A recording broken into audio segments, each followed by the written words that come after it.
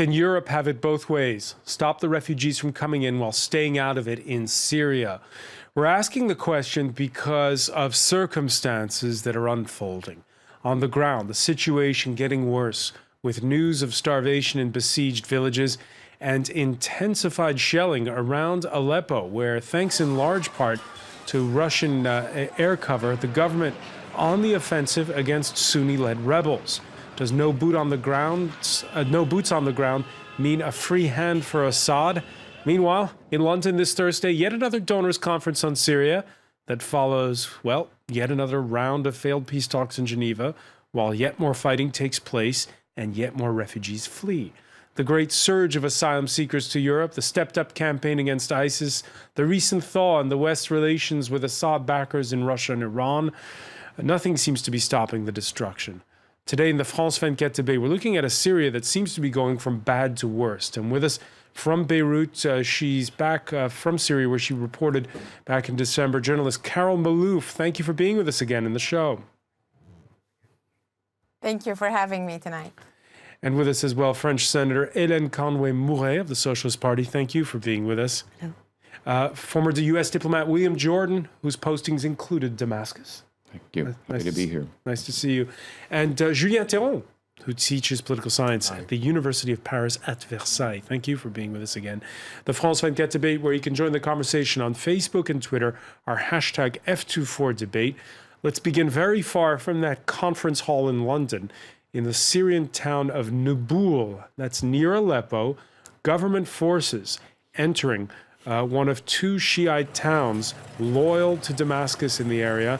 This as the army claims that rebel-held territory will soon be completely encircled. The Turkish prime minister now claiming that aid supplies to the city of Aleppo have been cut off. The battle for the areas surrounding Syria's largest city, with some 500 Russian airstrikes helping to turn the tide. There you see the map, William Jordan, of Aleppo. Now, the city itself, the parts held by the rebels, not completely encircled, but it is a big blow for the rebellion. Well, if they lose Aleppo, yes, it will be a big blow to their situation in the north, in the northwest. I mean, Aleppo is one of the major cities of Syria, as everybody knows. It's a symbolically important city as far as the regime is concerned, which is one of the reasons why they have not withdrawn, even though military logic might have actually dictated that they pulled back to reinforce their positions. Now that they have the Russians firmly behind them and providing this close air support, they can do things that they only dreamed of doing a few months ago, and they can actually think seriously about retaking Aleppo, or at least isolating and besieging the rebels who are there. So this is a big thing, and it will be a major setback for the rebels symbolically, although it may not necessarily change things on the ground. But I think that if Aleppo falls back to the Syrian regime, the question is then what happens to the rebels who, in addition to having the need for links to Turkey for supply purposes, also need to be able to link to other forces operating to the south and east of Aleppo as well. So this is potentially a big thing. When you were last in Syria, did you sense this turning of the tide? Yes, I have visited the rebel-held province of Idlib in the north, adjacent to Aleppo, and I have visited Aleppo on the front lines in northern Aleppo, the area known as Khan Touman.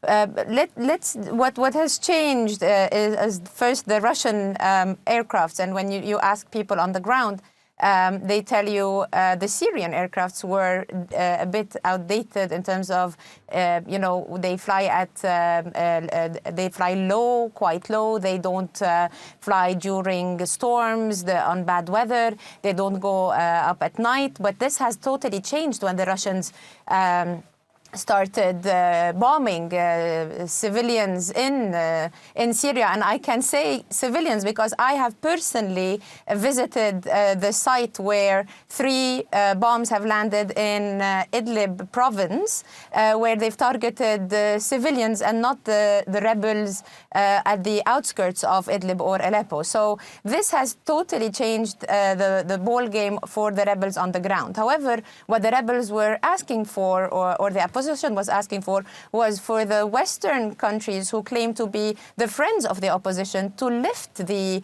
embargo, the weapons embargo, on for the Syrian opposition, where they could get some stingers and actually try to resist those Russian aircrafts, because with the current weapons that they have, it's virtually impossible to hold back those fighter jets. So what has changed on the ground is the type of weaponry that is being used by the Russian, which the rebels cannot fight back with very basic weapons that they have. And this was the main cause for the retreat in Aleppo and in Nobel and Zahra and the breaking of the siege. But Carol, let me ask you about this. Carol, let me ask you about this, because in the past, weapons have been delivered and gotten into the wrong hands. How should the West go about it? Yes, there are 13 countries supporting the opposition in a central command form in what is known as the MOG. And this is where all the weapons and support to the opposition goes, and then it gets divided among the factions on the ground, mainly to the Free Syrian Army. And I have to say, today, unfortunately, we don't talk much about the Free Syrian Army, but they are still there. And I have personally visited the front lines with them, and I have seen them. You know, they are on the front lines, and they are the ones who should be getting those weapons. Now, if they fall in the wrong hands, if you mean ISIS or Jabhat al-Nusra are part of the Fatah army. They are part of the bigger coalition that makes up the fighting opposition in the rebel-held territories, mainly in Idlib and in Aleppo, and they are also on the front lines. Now, ISIS, however, which Russia had claimed to be fighting initially in Syria, is nowhere to be seen in the areas that they are being targeted by the Russians. So we have clearly seen since the Russian intervention in Syria that they were targeting the moderate rebels. They've been targeting the Free Syrian Army in Aleppo and in the Turkmen mountains and in the areas where the Free Syrian Army are fighting and not ISIS. So if the weapons go to the Free Syrian Army in those areas, there is no ISIS there so that they fall in the wrong hands. All right, we're seeing here a map of the areas where last week, this is for last week, where the Russians bombed. Only one area around Deir el-Zur where there is ISIS, and the reason is there are government forces there to protect. Elsewhere, the Russians who intervened, as Carol said, on the pretext of fighting, quote, terrorists, drawing the ire of the U.S. State Department. Today, we continue to see more Russian airstrikes in and around Aleppo. Strikes not aimed at Daesh, but rather almost exclusively on the opposition. It's worth restating that UN Security Council Resolution 2254, for which the Russians voted, calls on the regime and all parties to cease bombings and other attacks on civilians, not eventually, but immediately. And in Conway Moore, what's your reaction to what the Russians are doing and to that call that those rebels made through Carol Malouf, that told Carol Malouf basically that, hey, we need weapons? I think this is very serious and worrying. From a civil war that had two parts fighting, we had then a regional war, and now we have a world war where we have a coalition, Western coalition, we have the Russians, everybody seems to be involved. And I think this escalation, for me, is extremely worrying. Providing more arms to the rebels means an escalation in the conflict. But at the same time, it's very difficult to see how Bashar, who used, and we have to remember, chemical weapons against his own people, who have been bombing hospitals, schools, civilians, will actually stop. And now, if he's backed by the Russians, I can only see an escalation in the conflict. But so how do you feel when you, while how do you feel when you see saying the that Americans? this is not the end, or this is not the solution for what is happening in Syria, that we will have to go towards a political resolution of the problem there. And yet what we see today is just the opposite. How do you feel when you see, on the one hand, strong statements like the one we heard from the State Department on Wednesday, and on the other hand, John Kerry and Sergei Lavrov, who are sitting down, who are together trying to get those Geneva political talks going? Is it too soon, perhaps, for those political talks when you see... No, I think they need to take place. They absolutely need to take place at this point. Well, we saw the results this week of those talks in Geneva. But the war has been going on for 5 years. And in those 5 years, there's been setbacks. And while others got involved, then there was a dramatic change. Daesh was not involved from the start. And now we see that, it's just so complex on the ground that at this point, nobody knows who is to be supported and who is fighting with who, because the friend of yesterday is the enemy of today. And, it's becoming so complex. France's position has remained the same all along from the start, that we feel that, yes, the solution is Bashar al-Assad, while is not to be the solution for the future, that is to stay in place and continue doing to his people what he has been doing for the past 5 years. Julien Théron, if Aleppo is besieged, is encircled, the city of Aleppo, and already today the Turkish Prime Minister saying that there are tens of thousands headed towards his border. What should then be the position of the West regarding these Russian bombings?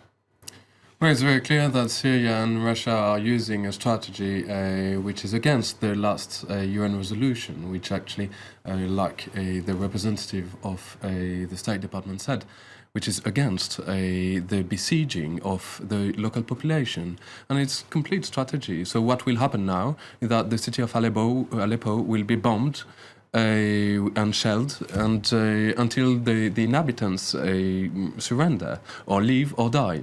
And it's against the rule of law of war, and it's against the UN resolution. So what we have is actually parties of the talks which are actually against the UN resolution and any kind of settlement. It's a hybrid strategy from Russia, stating Of course, there that... are rebels also surrounding government-held towns. Yeah, it happened already, and it's... So it's happening on both sides, this using these sieges as a tool of war against the civilian population. There is some local ceasefires which can be interested, and I think it's a good tool to implement some kind of a war settlement on the ground. But I think as well that we have to pressure the external actors. And when I say that, I speak about Russia, but I speak also about Turkey, for instance, which put its veto to the participation of the Kurds to the talks in Geneva. And actually the High Committee for a negotiation of the Arab coalition, the rebels were also against, but the Kurds have to be included. So we see that there's only a part nowadays in Geneva. There's only the Syrians, the Syrian regime present at the table, and not the opposition, and not the Kurds neither. So it can't work that way. All right, those failed Geneva talks, the Russians were all in favor of inviting the Kurds. They were casting doubt, though, on the credibility of inviting Saudi and Qatari-backed radicals. This is our stance, and it is the same stance as many other parties in the international group in support of Syria, which consider Jaish al-Islam and Harar al-Sham as terrorist groups. These groups, Jaish al-Islam, Harar al-Sham, what are they doing in Geneva? Well, they're doing what they're supposed to be doing, which is representing the forces on the ground, which is the big problem with the talks that tried to take place 2 years ago, that the then, I think it was Lakhdar Brahimi, tried to organize, which failed because he was basically dealing on the Syrian opposition side with the rather discredited So members some of the National Islamist fighters Coalition. are okay and others are not. Well, that's kind of the those are the angels that are dancing on the head of a pin right now. I mean, yes. I mean, I think that the Saudis went through a major effort to try to create this higher negotiating committee to try to bring together a lot of these disparate Al-Qaeda, so-called Islamic State, elements together. To create a more cohesive and meaningful structure that would represent the people who are actually on the ground. Now, the problem is, though, that de Mistura was supposed to have actually come up with... The UN mediator. The UN mediator was supposed to have come up with a list that everybody would agree to before going to Geneva. He didn't have enough time to do it. And I think that that's part of the problem, and that's one of the things that will have to be ironed out. I mean, supposedly next week, I think it's in Munich, de Mistura mentioned that there's supposed to be a meeting of this... international Syria support group, which will, of course, include Sergei Lavrov and John Kerry, and they should be ironing out all these things. I just want to say real quickly, getting back to this issue of giving advanced air defense weapons to the rebels, right now, the aircraft they would be shooting down would be Russian aircraft. And I do not see it in the interest of the United States, however terrible what is going on now in Aleppo and elsewhere is, that the United States would want to be complicit in giving Stingers or any other kind of weaponry to the rebels and bring in a different level of confrontation that would effectively bring the United States into even greater conflict with Russia. As was said earlier, I mean, we don't want this to turn into the beginnings of a potential Third World War. Which are the consequences of that? It means more refugees for Europe, and it means more radicalization. So the rebels will flee to ISIS. Well, we haven't talked about all of this yet, but I mean, the reality, I think that the international negotiations have to continue, and they've only been suspended, and I think de Mistura made the right decision under the circumstances. But we should not cling to the hope that somehow an internationally brokered settlement is going to end the conflict in Syria.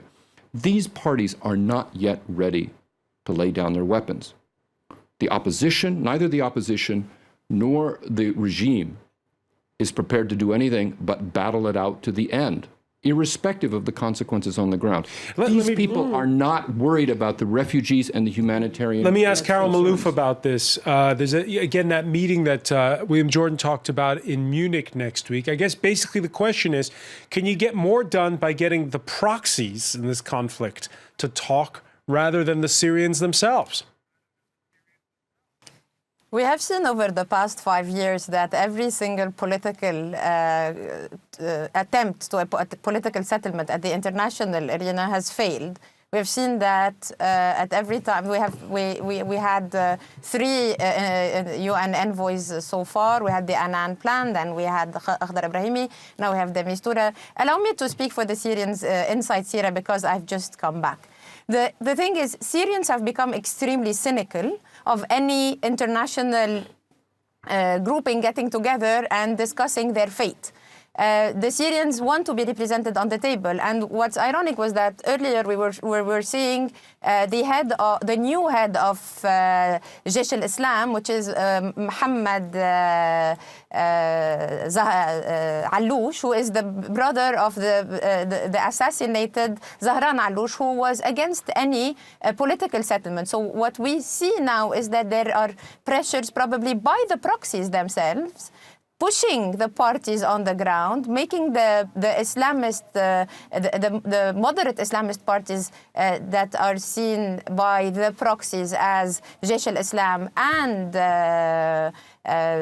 Jaish al-Fatah or Ahrar al-Sham as the more moderate rebels, Islamist rebels, whom they can talk to and bring to the political table. Now, these people do represent a large portion of the fighters on the ground, but they do not represent everybody on the ground. So bringing the proxies in, it might be a good way to, to have some leverage over the warring factions on the ground. But I agree with the gentleman that the parties are not ready to sit together not ready to sit together. Carol, I'm going to have to interrupt you because we have to take a very quick break. We'll be back. You're watching the France 24 debate.